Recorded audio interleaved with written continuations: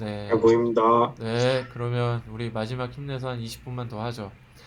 자, 요 정도 하면은 분자 구조에 대한 기본적인 지식, 그리고 DNA 몰레큘의 어떤 체인의 컨퍼메이션 이런 것도 여러분들 이제 잘 아셨는데, 그러면 왜 상부적 결합을 할까? 이 문제를 풀어야 됩니다. 이게 무슨 얘기냐면 뭐 A, T, G, C, C, 뭐 G 등등등 이렇게 우리가 아비트러리하게 임의로 이렇게 시퀀스를 배열을 할 거 아니에요. 나올 수 있는 경우의 수는 4의 n승. n은 뉴클레오타이드의 개수. 딱 얘 머릿속에 탁탁탁 정리가 되시죠. 얘는 반드시 어떤 친구랑만 결합을 하냐면 이렇게 시퀀싱이 된 녀석들하고만 페어링을 할 수가 있어요. 거의 100% 이렇게 됩니다. 이게 DNA 몰레큘이 갖고 있는 굉장히 놀라운 점이에요. 지구상의 어떠한 고분자도 여태까지 합성이 되거나 자연적으로 파생이 돼서 밝혀진 고분자들 중에서 이런 고분자는 DNA밖에 없어요. 그리고 DNA의 어떤 사촌형인 RNA, 뭐 그 정도. DNA, RNA 사실 똑같다고 보시면 되고, 이 상부적 결합을 하는 거는. 이거를 상부적 결합을 이제 국어로 이렇게 영어로 이렇게 표현을 해요. complementary binding. 그래서 어, 왓슨과 크릭의 페어링 이거를 complementary binding이라고 부르기도 합니다. 이게 그러니까 요거랑 요거랑 같은 의미예요. 어떻게 이게 가능할까? 이러려면 당연하게 연력학을 알아야 됩니다.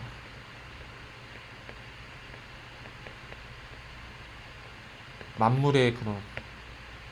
열 에너지가 존재하는 이 세계에 살고 있는 거를 모든 사상을 지배한 우리 지금 오늘 온도가 몇 도인가요? 뭐 그냥 퉁쳐서 25도라고 합시다. 실내 온도로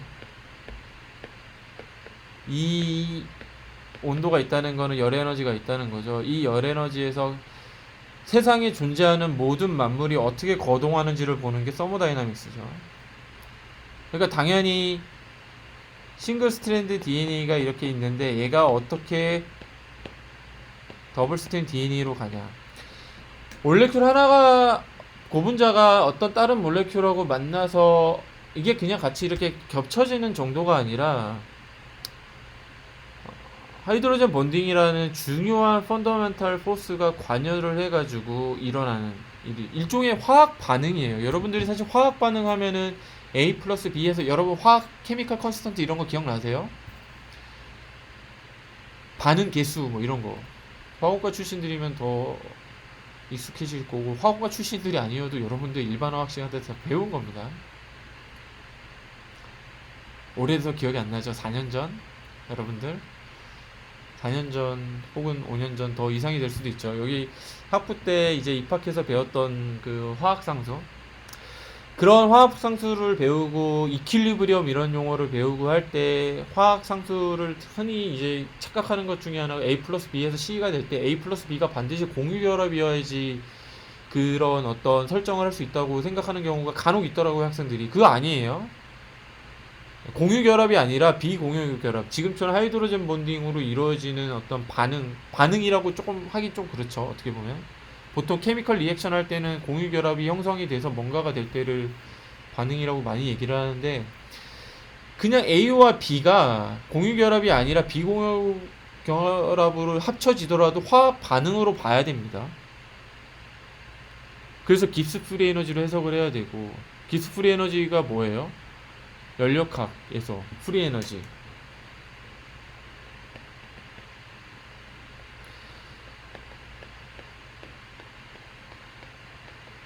깁스 프리 에너지 이거 뭐죠?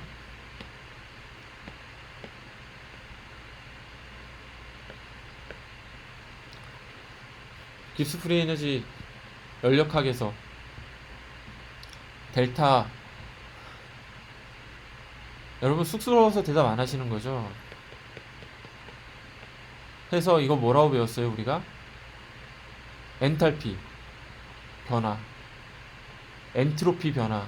그래서 모든 화학 반응을 포함해서 열 에너지가 존재하는 상황에서의 어떠한 모든 물체의 거동은 기스 프리 에너지가 낮아지는 쪽으로 간다. 그래서 이거를 델타 G라고 규정을 하면은 델타 G가 마이너스가 되는 방향으로 간다. 이렇게 배웠죠. 여러분 쑥스러워서 대답 안 하시는 거죠? 그래서 여러분 이런 거 우리 기억나세요? 혹시 이 깁스 프리 에너지 변화에서 A 플러스 B가 여기라면 우리가 이런 A랑 B가 만나서 C로 가는 화학 반응이 있다고 치면 이 화학 반응이 스폰테니어스 하냐 스폰테니어스 하지 않느냐를 뭘로 판단을 해요? 프리 에너지 변화로 표현을 하죠. 여기가 프리 에너지 변화면 여기가 B라고 하면은 에너지 베리어를 넘어서 이 프리 에너지가 낮으면은 이 반응은 자발적으로 일어날 수 있는 스폰테니어스 리액션이다 라고 배웠어요. 이 에너지 베리어를 넘어야 되고 에너지 베리어를 보다 쉽게 넘게 해주는 게 촉매죠. 그래서 이게 일로 가면은 일로 갈 가능성이 더 많다 확률적으로. 그러면 예를 들어서 요 싱글 스트랜드 DNA와 요 싱글 스트랜드 DNA가 상보적 결합을 하는 게 깁스 프리 에너지가 낮아지는 방향으로 가야지 이게 일어날 거 아니에요. 그래서 상보적 결합을 이해를 하려면 이 프리 에너지 변화를 이해를 해야 됩니다. 지금 남은 시간 동안 벌써 8분 썼네요. 남은 10여 분 동안 우리가 이해를 해야 되는 게 이거예요. 핵심. 자, 지금 남은 수업 시간 동안 우리가 뭐를 목표로 해야 되는지 명확하게 이해되셨죠? 호플리 그러길 바래요. 혹시. 네. 자, 그러면 가봅시다. 제가 지금부터 하는 설명은 제가 누구한테 배운 거냐면 제가 하버드에서 포닥할 때 벌써 9년 전이네요. 세월이 참 빠르네요. 9년 전에 그 데이비드 유 장이라고 데이브 장이라고 지금 저기 라이스의 어소시에이트 프로페서로 하고 있는 친구한테 배운 거예요. 저 크레딧은 반드시 지켜줘야 되니까 이거 써줘야 되겠다. 원래 이거 자료에 썼어야 되는데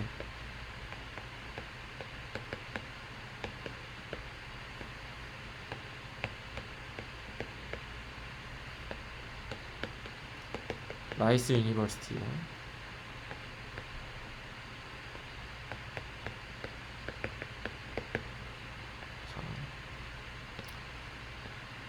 자, 이제 카피라이트로부터 자유로워졌습니다. 제가 이 친구한테 직접 배운 거예요. 책에 없는 내용입니다. 저는 이제 하프 피지스트, 하프 익스페리먼터 피지스트, 앤 시오리티컬 피지스트 이렇게 저는 생각을 하는데 보통 이제 물리학자들이 어떤 현상을 이해할 때 이런 경향을 따라요. 어떤 핵심이 되는 개념이 적용이 됐을 때 이게 어떤 역할을 하는지를 명료하게 조금 보기 위해서 다른 상황들을 단순화시킵니다. 흔히 이제 물리학자들이 하는 그 어떤 학문적 접근 방식이에요. 카우가 이렇게 있으면은 카우의 표면에 모폴로지가 복잡하죠. 각종 커버처링이 있죠. 근데 그 소가 어떻게 움직이는지를 그냥 소를 구로 되게 심플리피케이션을 해가지고 구가 그러니까 혹은 점이 이렇게 어떻게 찍히는지 시간에 따라서 그래서 얘의 점 사이의 거리를 시간에 따라서 보면은 소가 움직이는 속도를 알 수 있죠. 이렇게 심플리 해서 봅니다. 그래서 왓슨과 크릭의 어떤 컴플리멘터리 바인딩도 사실 몰레큘이 우리 요렇게 생겼다고 배웠잖아요. 요거를 심플하게 요렇게 보는 거예요. 라인을. 이해되세요? 사실 우리가 계속 얘기를 했던 것처럼 베이스와 베이스가 페어링이 될 때는 하이드로젠 본딩이라는 포스가 작용을 해요. 일종의 포텐셜이죠. 두 개가 떨어져 있는 베이스를 한데 모아주기 위해서 우리가 어떤 포스를 줘야 되잖아요. 에너지를 줘야 되죠. 그래서 두 개의 싱글 스트랜드 DNA, SS DNA가 이렇게 페어링이 될 때는 하이드로젠 본딩이 역할을 하죠. 그래서 베이스가 이렇게 페어링이 돼서 이렇게 두 개의 싱글 스트랜드 DNA가 만나게 되지만 실제로 길게 늘어져 있는, 아까 우리가 배웠던 이중 나선은 이렇게 꼬여 있는 모습은 싱글 스트랜드 DNA일 때는 그렇게 몰레큘 형성이 안 돼요. 그냥 이렇게 실타래 늘어뜨리는 것처럼 이렇게 그냥 얘가 아니라 이런 식으로 돼 있어요. 그냥 막 꼬여 있어요. 그냥 싱글 스트랜드 DNA는. 이중 나선은 우리가 뒤에 배울 거지만 뒤에 듀플렉스가 됐을 때만 형성이 되는 거예요. 그러면 이렇게 꼬여있는 실들이 다른 꼬여있는 실들과 만날 때는 하이드로젠 본딩이지만 추가로 실타래들이 저렇게 늘어져 있는 게 듀플렉스 될 때는 이렇게 헬릭스가 돼야 되잖아요. 그 추가적인 힘이 필요해요, 사실. 이해가 되세요? 그냥 실타래가 막 이렇게 늘어져 있다가 듀플렉스가 형성이 되면은 이중 나선으로 몰레큘들이 이렇게 꼬여야 되잖아요. 그죠? 추가적인 어떤 포스가 필요해요. 추가적인 포텐셜을 줘야지만 이렇게 되는데, 이 포텐셜을 제외하고 베이스 페어링에 관여하는 하이드로젠 본딩이 어떤 역할을 하는지만 보겠다는 거예요. 이 리니어하게 체인을 하면, 이 리니어한 선으로 표현을 하면 여기서부터 시작을 해야 됩니다. 벌써 12분 썼네요. 조금만 더 쓸게요. 오늘 아무래도 상보적 결합을 다 하진 못할 것 같고, 그 상보적 결합을 이해하기 위한 기본 연력학적 지식만 여러분들한테 알려줄 것 같아요. 알려줄 수 있을 것 같아요. 또 하나 여기서 해야 되는 게, 여러분들이 머릿속에 탑재해야 될 개념이, 깁스 프리 에너지가 이렇게 배웠죠. 엔트로피는 이따가 설명을 나중에 할 거고, 엔탈피가 뭐예요? 여러분 뭐라고 배웠어요? 그때 엔탈피. 우리 쌍방향 수업 좀 합시다. 그 엔탈피.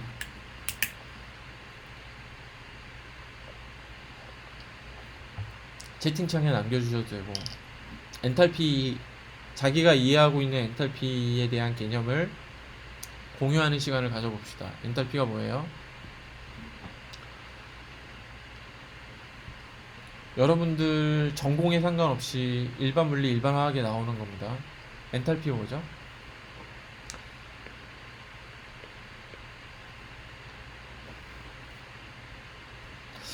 이거 개념을 이해하는 게 그리 수월하지 않을 수 있어요.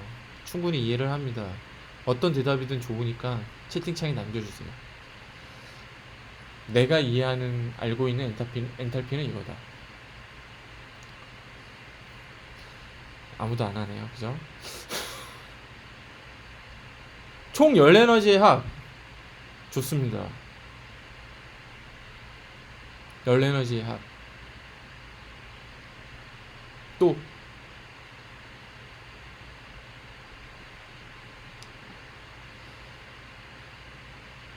미나야 고마워. 대답을 아무도 안 할 뻔했어. 보통 이렇게 배우죠. 열에너지 합. 열에너지 합 이게 뭘까요? 열에너지가 뭘까요?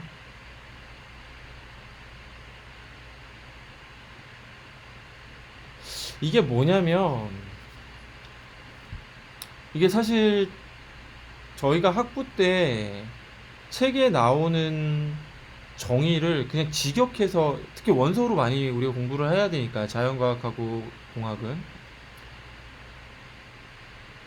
여러분이 뭐 물리화학 책을 보건 일반화학 책을 보건 일반 물리책을 보건 엔탈피를 이렇게 이 엔탈피를 그냥 직역을 하면은 열에너지 이렇게 돼요. 근데 그럼 열에너지 이게 정확하게 뭐냐는 거죠.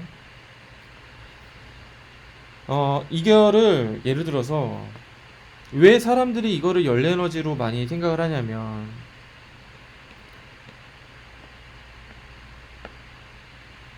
물 분자가 이렇게 생겼잖아요. 그죠? 그리고 여기 이렇게 만약에 물 분자가 요 상황을, 요런 이제 분자 배열이 순간적으로 딱 되면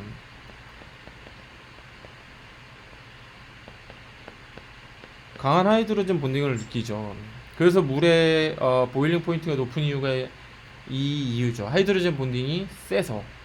하이드로젠 본딩이 여러분 생각하는 것보다 굉장히 센 스트렝스를 갖고 있어요. 반딩 스트렝스를 갖고 있습니다. 물론 이제 코밸런트 본딩에 비할 바는 아니지만, 그러면 예를 들어 물 분자가 이렇게 멀리 떨어져 있어요. 자유롭게 움직이죠. 저를 보세요. 화면으로. 지금 노트 보시지 마시고. 근데 얘네가 가까이 가서 하이드로젠 본딩을 느껴요. 그러면 서로가 서로를 끌어당기는 힘을 느끼잖아요. 이게 엔탈피예요. 그 시스템계에서의 에너지는 총량은 일정해야 돼요. 총량은 일정해야 돼요. 근데 처음에 이 시스템 안에서 물 분자가 두 개만 있다고 쳐요. 이런 시스템은 없지만 엔탈피를 조금 더 잘 이해하기 위해서 물 분자 두 개만 있다고 칩시다. 어떤 볼륨 안에서 물 분자가 상대적으로 멀리 떨어져 있을 때는 하이드로젠 본딩을 잘 못 느껴요. 그래도 에너지가 특정 에너지는 있죠. 그게 에너지가 뭐 10이라고 합시다. 시스템에 갖고 있는. 근데 물 분자들이 가까이 가서 서로가 하이드로젠 본딩을 강하게 느끼면 어떻게 돼요? 잘 못 움직이고 이 상태로 강하게 좀 덜 움직일 수 있겠죠. 이전보다는. 근데 서로가 서로의 끌어당기는 힘을 강하게 느끼게 돼요. 그죠? 그럼 이걸 어떻게 이해를 해야 되냐면, 시스템이 갖고 있는 에너지 혹은 포텐셜이 뭐냐면 이런 거예요. 우리 이렇게 배웠죠. 예를 들어서 폭포에 물이 떨어질 때 폭포 위에서부터 물이 이렇게 떨어져요. 떨어질 수 있는 건 뭐예요? 위치 에너지를 갖고 있기 때문에 물 분자 그 에너지가 운동 에너지로 바뀐 거죠. 에너지 양은 정해져 있고 똑같고 총량은 똑같은데 물 분자가 갖고 있는 위치 에너지가 운동 에너지로 컨버팅이 된 거죠. 물 분자가 떨어질 수 있는 이유는 위치 에너지가 있기 때문에, 이게 포텐셜이에요. 내가 어떠한 다이나믹스를 파생하게 해줄 수 있는 드라이빙 포스, 이게 포텐셜인 거예요. 마찬가지로 얘도 하이드로젠 본딩도 포텐셜인 거죠. 막 이렇게 자유롭게 움직일 수 있는데 딱 결합이 돼서 덜 움직일 수 있게 해주는, 뭔가 바인딩을 해주는 포텐셜을 준 거예요. 이게 엔트로피예요. 그러면 우리가 익숙했던 열 에너지랑 이게 어떻게 연관이 될까? 왜 이걸 사람들이 열 에너지로 얘기를 할까? 이 포텐셜을 열 에너지의 단위로 그 사람들이 바라보기 때문에, 그리고 연력학적 관점에서 바라보기 때문에 이런 경향이 생긴 거예요. 예를 들어서 포텐셜이 이 물 분자와 물 분자 사이에 강하게 이렇게 주어진 상태잖아요. 그래서 얘네들이 강하게 바인딩을 느끼고 덜 자유롭게 움직이는 상황이잖아요. 그럼 이 상황에서 이 포텐셜에 매칭이 되는 열 에너지를 외부에서 주면 어떤 일이 일어날까요? 열 에너지를 준다는 거는 물질이, 그러니까 여기서 물 분자가 움직일 수 있는 더 에너지를 주는 거잖아요. 여러분들 이렇게 배우잖아요. 온도를 높이면 얘네가 움직일 수 있는 이 움직임의 정도가 더 격렬해지잖아요. 어느 순간에 예를 들어 물 같은 경우에는 충분한 열 에너지를 주면은 하이드로젠 본딩을 깨고 날아가죠. 기체로. 이게 보일링이잖아요. 그럼 물이 언제 끓냐? 하이드로젠 본딩을 극복할 수 있을 만큼의 충분한 열 에너지를 주면은 끊어내는, 하이드로젠 본딩이라는 포텐셜을 극복할 수 있는 충분한 에너지를 주면은 얘가 하이드로젠 본딩을 끊고 기체로 날아가는 거잖아요. 그렇기 때문에 이거를 자꾸 열 에너지로 표현하는 경향이 있어요. 근데 이 포텐셜 엔탈피라는 거는 열 에너지에 매칭이 되는 에너지는 맞지만 다른 형태일 수 있어요. 하이드로젠 본딩일 수도 있고, 뭐 그게 플러스 아이온과 마이너스 아이온이 느끼는 강한 일렉트로스태틱 어트랙션 포스일 수도 있고, 반델바스 포스일 수도 있고, 이런 거예요. 그러니까 다양한 형태로 되는 거예요. 시스템, 다시 한번 설명할게요. 시스템이 이렇게 있고 내가 갖고 있는 엔탈피가 있어요. 특정 포텐셜이 있어. 근데 이게 물 분자가 가까이 가면은 내 시스템이 얘한테 에너지를 주는 거예요. 이 두 개의 물 분자가 서로 강하게 바인딩이 되게. 그러면은 내 입장에서는, 시스템 입장에서는 엔탈피를 잃어버리는 거죠. 왜? 물 분자 사이에 주는 거니까. 제가 조금 최대한 여러분들이 엔탈피라는 이게 약간 추상적으로 느껴지시잖아요. 엔탈피라는 개념이. 근데 이거를 조금 더 구체적으로 여러분들이 마음속으로 이렇게 느끼실 수 있게 설명을 하려다 보니까 제가 요런 예를 든 건데 이거 어떠한 상황에서 다 적용이 돼요. 물 분자가 아니라 나노 파티클이어도 서로 반대 발수 포스를 느낄 수 있어요. 가까이 가면. 그러면 엔탈피가 줄어들겠죠. 시스템적으로 보면. 내가 갖고 있는 시스템이 갖고 있는 엔탈피를 이 나노파티클 사이에 이렇게 줘야 되기 때문에 서로 강하게 느끼는 포텐셜을 준 거예요. 이게 엔탈피입니다.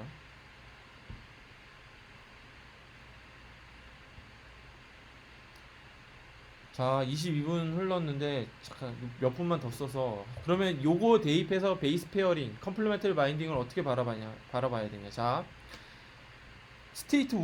그러니까 반응이 일어나기 전을 스테이트 1이라고 할게요.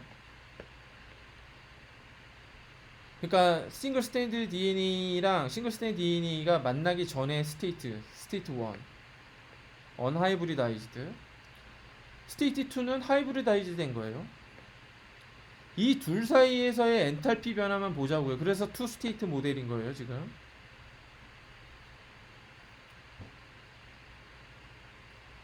그러면 우리가 학부 1학년에 입학했던 시절로 돌아가서 화학 반응. 자, A 플러스 B가 만나서 C가 되고 이게 화학 반응이 스폰테니어스 하냐 안 하냐를 우리가 케미컬 컨스턴트 KEQ 이렇게 표현한다고 그랬어요. 이때 관여하는 게 기스 프리 에너지 변화. 프리 에너지 변화. 그러니까 이게 낮아져야지 화학 반응이 자발적으로 잘 이루어진다. 그러니까 컴플리멘터리 바인딩이 실제로 일어날 수 있냐 없냐를 이 케미컬 컨스턴트로 정량화해서 설명을 할 수가 있어요. 그러면 깁스 프리 에너지 변화는 스테이트 1일 때의 깁스 프리 에너지 총량과 스테이트 2일 때의 깁스 프리 에너지의 총량의 차이로 규정을 할 수 있겠죠. 어렵지 않아요, 지금. 그리고 우리가 이거 볼츠만 컨스턴트를 도입을 해가지고 델타 G는 내추럴 로그의 케미컬 컨스턴트 요렇다라고 표현을 했어요. 요게 T는 뭐예요? 서모다이나믹스니까 특정 열 에너지가 있을 때를 감안해야 되니까 T. 그죠? 앞에 상수 R 붙고 요거를 케미컬 컨스턴트를 보통 요렇게 쓰는데 여기서 잘못된 거는 우리가 이제 농도를 얘기를 할 때 농도로 규정이 되는데 농도로 얘기할 때는 몰당 농도로 얘기를 하죠. 몰당 농도. 그래서 정확하게 요렇게 써야지 맞습니다.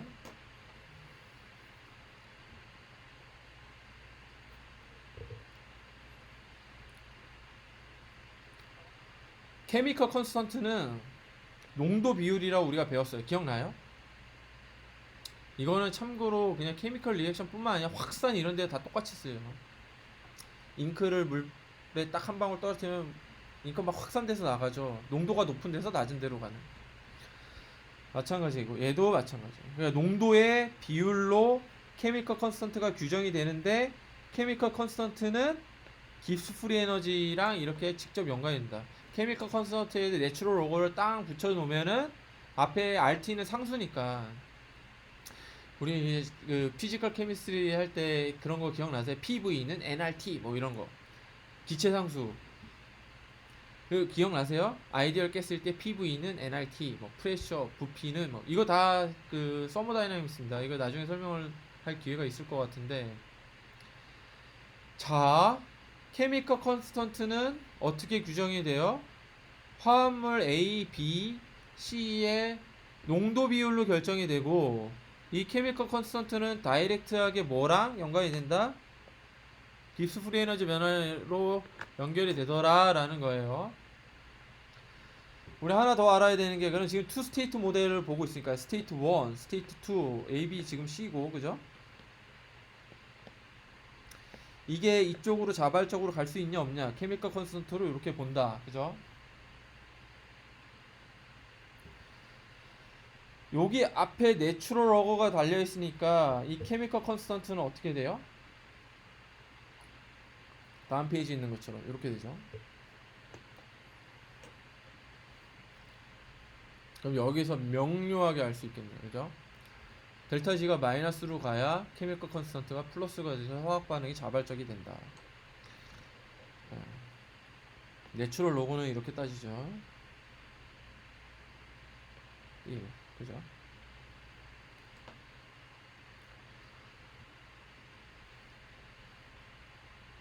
그랬을 때 우리가 이것만 알면 된다는 거예요. 그죠? 요것만. 그리고 델타 G는 이렇다라고 얘기했어요. 그럼 만약에 가정을 합시다. 엔트로피 변화가 분명히 있어요. 있는데 그냥 가정을 해보자고요. 엔트로피 변화가 별로 없을 때, 그러니까 델타 S가 거의 0에 가깝다고 쳐야죠. 델타 S가 변해요. 변하긴 하는데 그거는 아마 다음 시간에 설명할 수 있을 것 같고, 얘가 거의 변화가 없다고 칠게요. 그럼 빵이죠. 그럼 델타 G는 뭘로 결정이 돼요? 델타 H로 결정이 되죠. 근데 여러분은 여기까지 오면은 이게 자발적으로 반응이 일어날 수 있겠다라고 생각을 할 수밖에 없어요. 왜냐면 베이스와 베이스끼리 만날 때 뭘로 돼요? 하이드로젠 본딩으로 되죠. 시스템이 처음에 베이스 페어링이 되기 전에 내가 시스템으로서 어느 정도 포텐셜을 갖고 있어.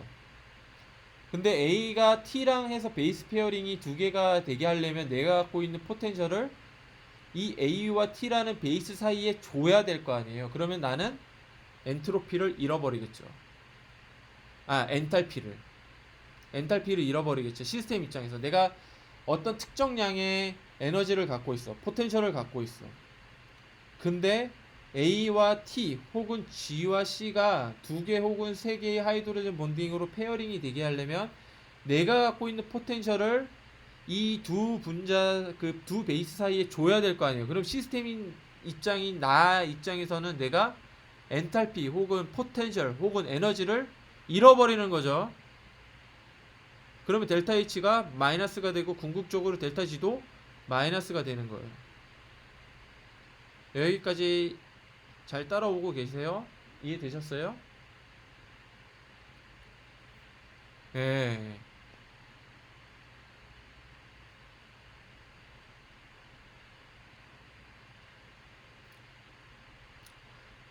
여기까지 하면은 연력학적인 기본이 어느 정도 돼 있어서 다음 시간에 그럼 어떻게 정말 상부적 결합을 하지를 정확하게 이해하실 수 있게 될 거예요. 오늘 벌써 시간이 많이 됐으니까 오늘은 여기까지만 할게요. 사실 오늘 강의가